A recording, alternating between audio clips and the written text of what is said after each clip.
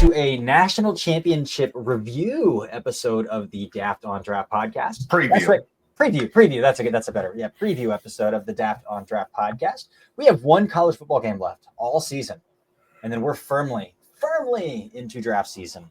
Dalton, I'm glad we did a mailbag because we might have to make that a weekly thing now that we don't have games to talk about. We might. A weekly thing to do. Mm-hmm. But we have a national championship game to preview.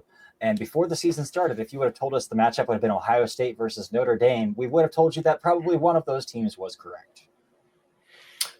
Yeah. I, especially after week 2, would have told you that only one of those teams after losing to Northern Illinois. But listen, man, this defense for Notre Dame, and even with the Northern Illinois loss, I've never stopped talking about this Notre Dame defense. I love the way that Marcus Freeman coaches these guys up. I love the way, the intentionality of the way that their secondary and linebackers play in coverage. It is, they dog you. Mm-hmm. And they have dudes who, when you talk to a casual fan, they're like, dude, those defensive linemen are big. Mm-hmm. And then you look at their measurables, and none of them are even 300 pounds. Yeah. None of them are even 300 pounds. And so it's a damn shame they're not in the Big Ten, because there is no more Big Ten football team than the Notre Dame Fighting Irish. Yeah. Nobody plays Big Ten football the way that the Notre Dame Fighting Irish do. They dog walk the ACC. Like the COVID year when they played in the ACC, they would dog walk the ACC. Yes, absolutely. Because they're more physical. They're tougher, flat out. And so, really excited about this game. Obviously, one of these teams is far more talented than the other.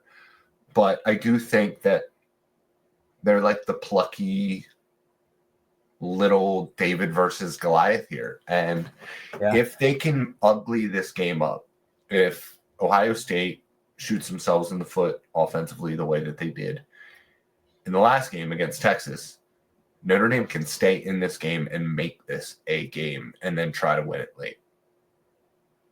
Yeah. The question is, can you dog some dogs? Yeah. Right? Like, Notre Dame, throughout any step of this process, has not played. I mean, they played 2 of the worst receiving cores for the teams that Penn State and Georgia are. Mm-hmm. Horrible receiving cores. And I do like their corners, and we've talked, we've raved about that secondary and what they can do to you. But they've never played a Carnell Tate, they've never played an Emeka Egbuka, and they've never played a Jeremiah Smith along this pathway to getting to the national championship. So that is my concern. It's like, yes, this is they will beat you down, but you can beat down Amari Evans. You can beat down Arian Smith. You can beat, like the top dogs.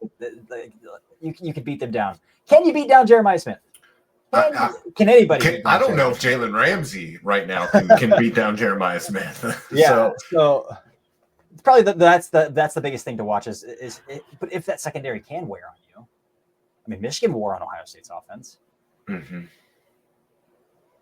And that's I think the solace that you can take from this matchup is, what is Michigan's strength?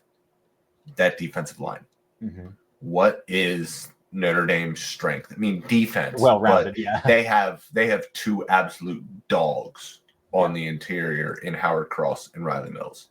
And it's not like it's just them either, because they have a little bit of depth there as well. So, and then you get to the edge and you have guys like RJ Oven and listen, Mills and Cross and Oven, they're all day 3 guys, but they're dogs. And that is, I'm really excited to see how that patchwork, young 4 and 5-star Ohio State interior does against the interior of this Notre Dame defense. Yeah, matchup to watch, because again, that Ohio State offensive line is playing excellent football compared to how they crawled into the playoffs. Mm-hmm. So we'll see how that holds up as well, because we've talked about the Ohio State running backs, how Travion Henderson is playing the best football of his career right Do they have it? Does Notre Dame's second level have an answer for him out of the backfield? Because he'll Yeah, run wheel can routes Jack off the wall. Kaiser can Jack Kaiser keep up with him? Yeah. Or do they drop Xavier Watts down because Ohio State's tight ends aren't much of a threat? Do they try to play Watts a little bit more in the box this game? Things like that. Does Quinton Judkins wear down on that defense as much as that defense can wear on the offense? Like we talked about, Judkins is like, we don't love him from a perspective of an NFL running back who has good vision or fluidity, but like he's going to be a Pittsburgh Steeler, ain't he? It kind of sounds like it. It kind of feels like it, yeah. But he'll punch you in the mouth every time he touches the football. Like, can you respond to that and bounce back up every single time? And so this is going to be a really physical game. Yeah. I mean, Ohio State was. It's going to be real football. Oh yeah, as JP Acosta would say. Yes. This is real football here. Yes. We're going to get 30 carries from each team. One of these teams is going to use its quarterback as a glorified battering ram. It's going to be some real good. The All-CTE National Championship. Yeah, pretty much. Yeah. Yes. He's going to praise the Lord every single time he gets up. I didn't know that about Riley Leonard. But I kind of figured if he went to Duke and Notre Dame, two religious institutions. I guess that makes sense. And being from Mobile, from the deep side, it doesn't get much deeper than that. So it makes sense. Yeah. And nothing against him for it. It's funny because we haven't I hadn't heard anything about that until this point. So yeah, interesting. Question here. Let's talk about some quarterbacks. Everyone's desperate for a quarterback in this class. I need to chart both. I need to chart both. I talked Based about on that I talked about that on the radio today. Everybody wants a quarterback. I had Las Vegas call me, and I was like, it's a 2 quarterback class, and it's really probably a 1 quarterback class, and it might not even be a 1 quarterback class. So like that's it. After those 2, don't even try.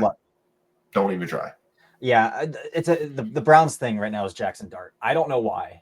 Everybody in Cleveland Twitter, I think it's because they realize that the Browns are probably going to trade out. I think that's kind of the betting favorite thing right now is that the Browns are going to trade out. So they're just trying to find a quarterback. And I'm gonna call this right now. The Browns should not trade out and take Abdul Carter. And take Abdul Carter because you have 2 aliens on the edge. But what if Cam Ward goes 1? You could also pair Travis Hunter and Denzel Ward. I don't. Now I think I want to build that defensive line because you still have Martin Emerson, you still have dudes back there, and Martin Emerson had a bad year. But I know, but you have some good safeties too. Like the secondary's there, decent safety, good safety. You build up a pass rush, and you have guys that can cover man to man on the outside in the slot. See. We'll talk a lot more about the quarterbacks over the summer, obviously, because when you look at this class on paper, it doesn't look like a good quarterback class next year. No.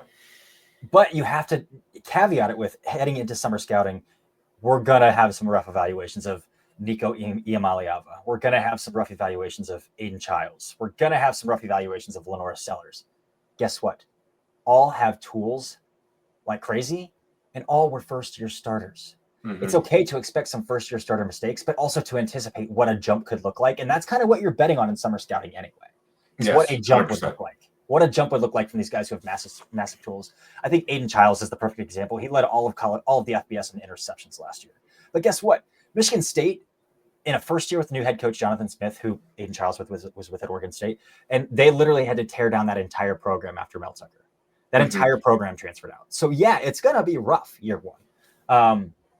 Iamaleava, maybe a little less grace there because the offense that he runs and the time he has spent, even not redshirted, or spending some time as Joe Milton's backup, and I think he probably should have been a little bit more prepared. But there are rooms. There's room for all of these guys to grow. Even Cade Klubnik. Like, if I had to say right here today, based on like just broadcast and like the small work I've done on some of the guys of last year's class, I'd say Cade Klubnik's probably my summer scouting QB1 right now. Like the step that he took from sophomore to junior, why can't we anticipate the same step from junior to senior? And again, he's a 5-star with tools out the wazoo. So that's just a conversation about quarterbacks. That's way off the tracks of talking about the national championship game. But back to the quarterbacks about the national championship. Yes. Here we go. Full circle. Full circle here. 1, who's the better NFL draft quarterback in this game? And 2, are they in the same tier as Jackson Dart or Jalen Milroe, or are they still firmly a tier below? Oh, I think Jackson Dart is a tier below all of these guys. I do too. Personally. Because it's just not, there's nothing there. Above here, nothing is there. He has better tools than both of these guys. Leonard's a better runner. And Will Howard can run a little bit, but he's not like super physical or he can just kind of get out there. He's athletic enough to get out there. Howard's thrown some pretty insane anticipation through the playoffs, though. Like, that's what I'm saying. Howard, I think when I'm looking at the playoffs and how he's played against his best competition, I would take Howard over Riley Leonard.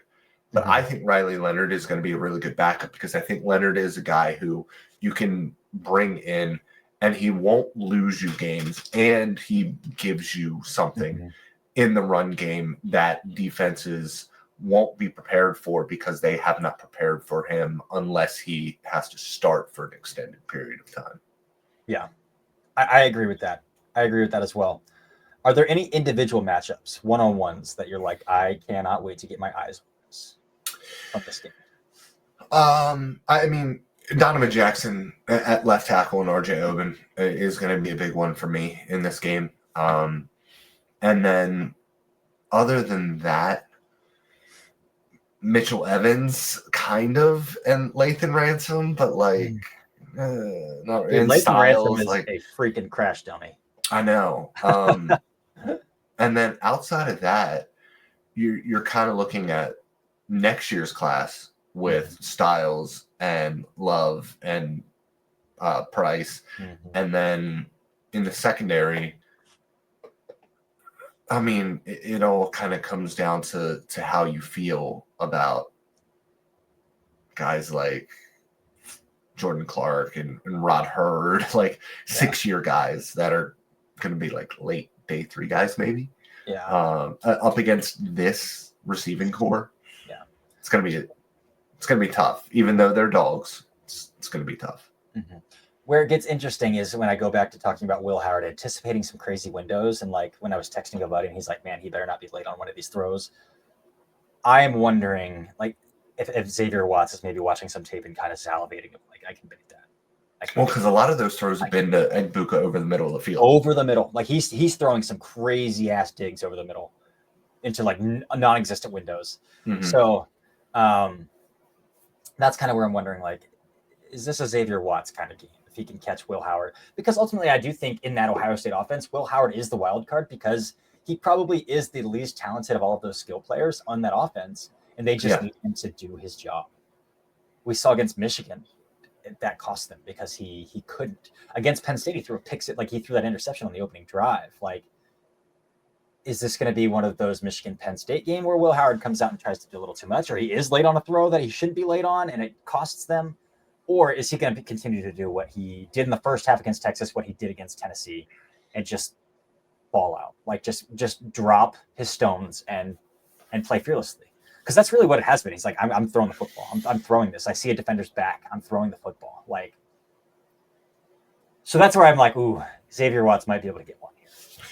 Yeah, I really wish there was more from an NFL draft perspective. There's really not.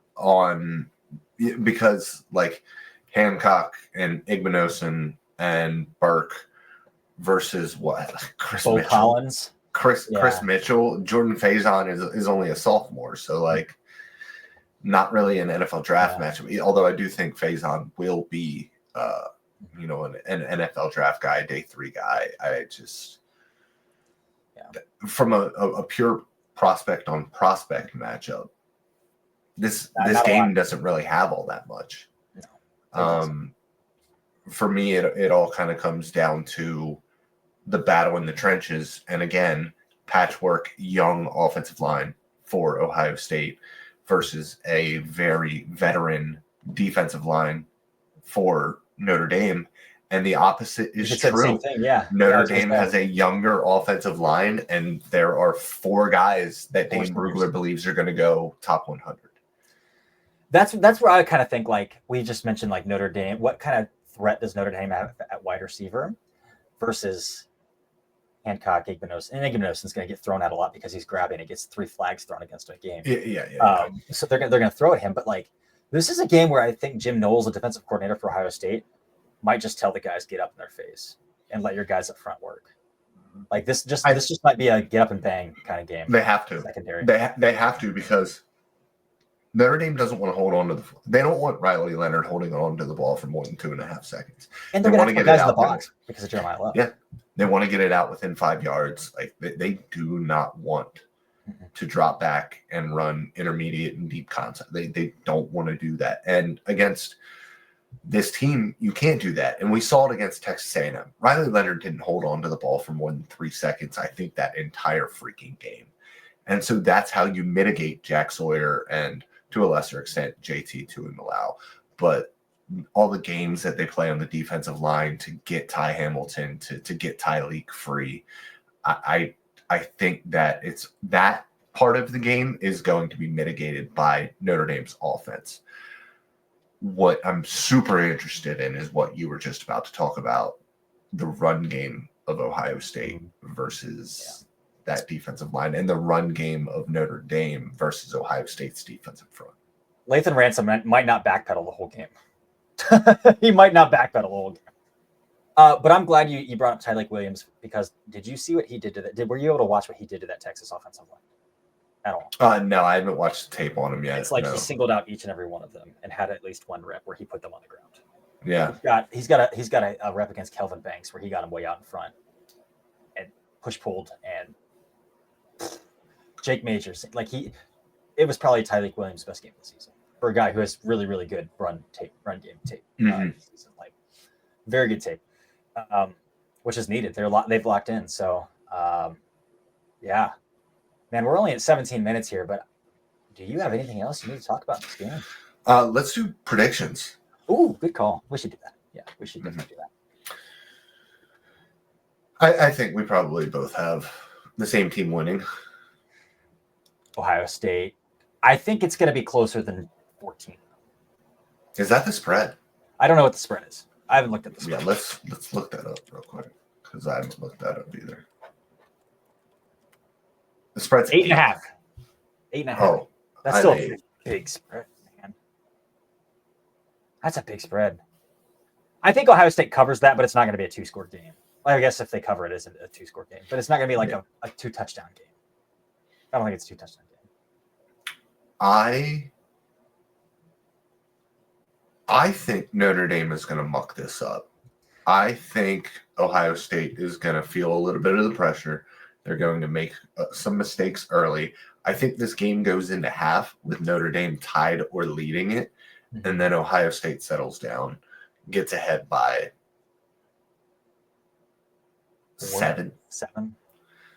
Yeah, I think they win by 7, maybe 10, but I don't think they're going to go out and dominate this game, because I think that Notre Dame is a team that can make you make mistakes. I think it'll be like a 27-17 game with that last field goal coming in, like Notre Dame fails on a 4th down conversion, and Ohio State kicks a field goal with 3 minutes left or something like that. To make it a 2-score game. And I think that's the kind of game where Notre Dame with 3 minutes left in the game, 5 minutes left in the game, is still down 1 score and has a chance to win. I think it's kind of what we're looking at, again, because I also think that one over 300 yards passing total between two teams might be a hard number to hit in this game. Over 60 rushing attempts is not off the table. Yeah. So I think that's kind of what we're looking at when we're talking about this game. I also think it's going to be real football. It's going to be fun. It's going to be. They're going to be hitting. They're going to be hitting. At the end of the day, this will all come down to Notre Dame's ability to protect against the explosive passing play and the explosive run, for lesser extent, explosive run play, but the screen to Henderson, downfield to Smith, downfield to Igbokwe, that is what Notre Dame needs to avoid in this one. Yeah. I will be interested because Texas, they had what's his face? Jeremiah Smith bracketed pretty well. I'm wondering, based on how much Notre Dame loves to just get in your face and wear you down, if they're going to adjust or if they're just going to say, no, we're going to keep doing it. I think you have to account for him, obviously. Mhm. But like, how much? Are they going to do as much as Texas did? Or like, are they going to say, like, no, we still need to bring it up front. So like, we can't put this much attention on the back end. No, I think they're going to shade him pretty hard. Yeah. Probably safe bet. Mm-hmm. So I said 27-17.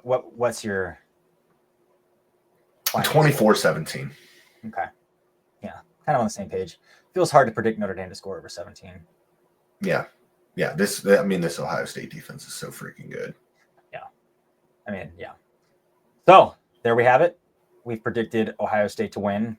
I dropped that I don't think there's going to be over 300 yards passing in this game. Well, no. We'll say 350. There won't be over 350 yards passing in this game. There's going to be a lot of running the football. There's going to be a lot of banging. So, real football. Get ready for it. Monday night, 7:30. Tap in. Ohio State, Notre Dame. Last college game of the season. But for now, that's the last episode of the Daft on Draft podcast of the college football season. When we come back, we'll have the breakdown of this game on Tuesday because we're not staying up Monday night to record to talk about it, or on Wednesday because we're not staying up Monday night to record to have it out Tuesday. But we will have a Monday episode still, or a Tuesday episode still. Man, my days are mixed up. And then we'll have to figure out next week too, Dalton, because I'm heading to Frisco on Friday. So yeah, we will figure something out. Yeah, we will. All right. Until next time, I'm Corey. That is Dalton, and this has been the Daft on Draft podcast.